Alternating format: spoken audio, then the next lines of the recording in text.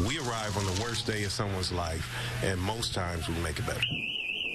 Charging through flames and falling debris, a firefighter's job is a dangerous one.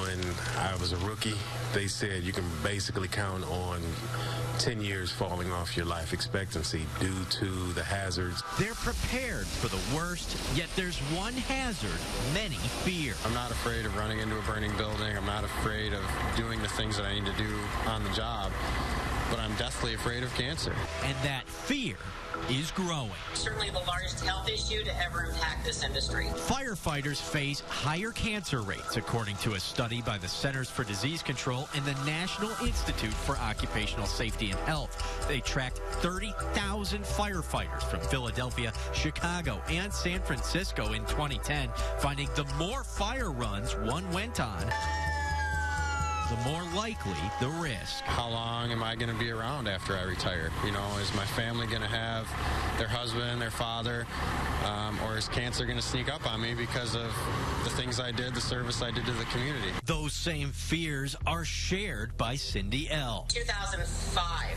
I was diagnosed with my first melanoma. She's a retired firefighter from Maryland and founder of the National Firefighter Cancer Foundation. I've had several reoccurrences. I've been very lucky to avoid chemotherapy or radiation. But many aren't as lucky. A friend of mine, a few years ago, he was on the job. He was in his early 40s. He got lung cancer, and within 6 months, he was dead. One of the main reasons that this is happening is these guys are getting exposed to some really bad stuff. Think about what's inside of a burning building.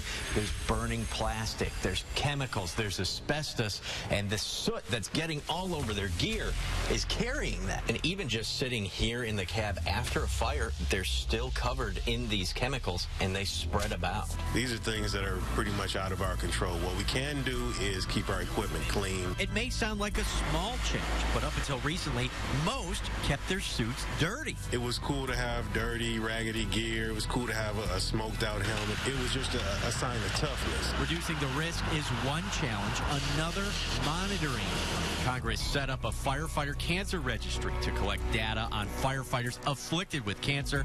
And in Michigan, Public Act 515 was created, the Cancer Presumption Bill. It recognizes the fact that we as firefighters have a higher risk of receiving cancer. If you are in this field and you meet this criteria, then there is an automatic presumption that you receive cancer from firefighting. And it provides compensation to those who are fighting cancer. The battle may never be foolproof, but it won't stop these heroes. Every one of us that are out here today knows what could happen, and we have chosen to accept that. Wow, selfless heroes, and we thank them for their service. Well, thank you.